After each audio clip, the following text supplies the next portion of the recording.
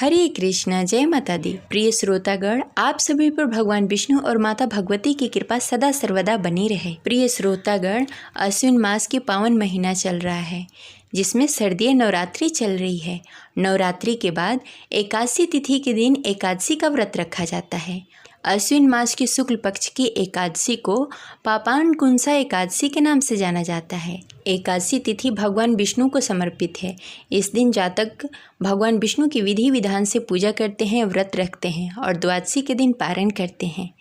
तो आइए आज के इस वीडियो में हम जानते हैं कि साल 2025 में पापानकुंसा एकादशी कब है, पूजा का शुभ मुहूर्त क्या होगा और इसका पारण कब किया जाएगा। तो इस वीडियो को अंत तक अवश्य देखिएगा। अगर आपको जानकारी अच्छी लगे तो इस वीडियो को लाइक करके कमेंट बॉक्स में हरे कृष्णा जय माता दी अवश्य लिखें। हमारे चैनल पर व्रत कथा भी सुनाई जाती है तो उसका आनंद अवश्य उठाएं।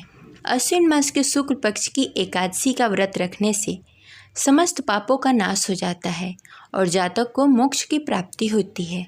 ऐसा माना जाता है कि यदि कोई मनुष्य अनजाने में पाप कर बैठता हो तो इस एकादशी का व्रत करने से उसे उस पाप से मुक्ति मिल जाती है। साथ ही भगवान विष्णु की कृपा प्राप्त होती है।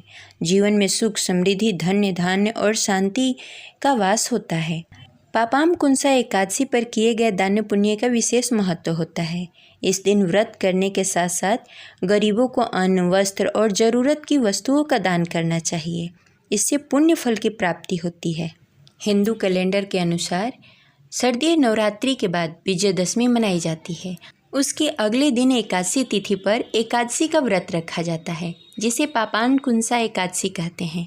हिंदू पंचांग के अनुसार साल 2025 में एकादशी व्रत का प्रारंभ 2 अक्टूबर 2025 को संध्या 7:10 पर होगा। वहीं इसका समापन 3 अक्टूबर 2025 को संध्या 6:36 पर होगा।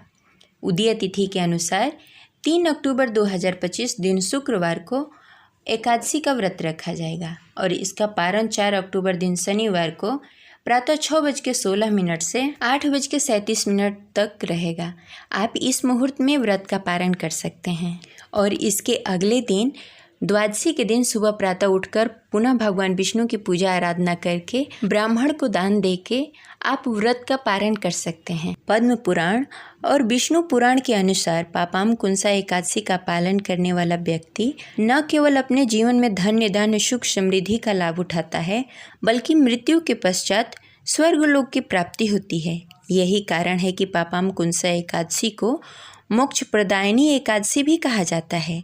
इस दिन व्रती को प्रातः काल उठकर स्नान आदि से निवृत्त होकर भगवान विष्णु की विधि विधान से पूजा करना चाहिए, व्रत का पालन करना चाहिए। भगवान विष्णु को पीले रंग बहुत पसंद है, इसलिए भगवान विष्णु की पूजा में पीले रंग के पुष्प, धूप, दीप, नैवेद्य, पंचामृत के साथ भगवान विष्णु की पूजा आराधना करनी चाहिए। भगवान विष्णु को चनामृत अर्पित करना चाहिए और उसमें तुलसी पत्ता अवश्य डालना चाहिए और रात्रि में रात्रि जागरण करके भजन कीर्तन करना चाहिए। ऐसा करने से व्रत का फल कई गुना बढ़ जाता है। एकादशी व्रत में भगवान विष्णु की विधि विधान से पूजा करने के बाद मंत्र जाप करना चाहिए। इसके बाद एकादशी व्रत कथा अवश्य ही पढ़नी तथा सुननी चाहिए। व्रत कथा के बिना व्रत अधूरा माना जाता है। हमारे चैनल पे व्रत कथा भी सुनाई जाती है तो आप उसका आनंद अवश्य उठाएं। तो ये रही आज की जानकारी। आशा करते हैं आपको अच्छी लगी होगी। तो इस वीडियो को लाइक करें और ज़्यादा से ज़्यादा लोगों को शेयर करें। मिलते हैं अगले वीडियो में। तब तक के लिए हरे कृष्णा, राधे राधे।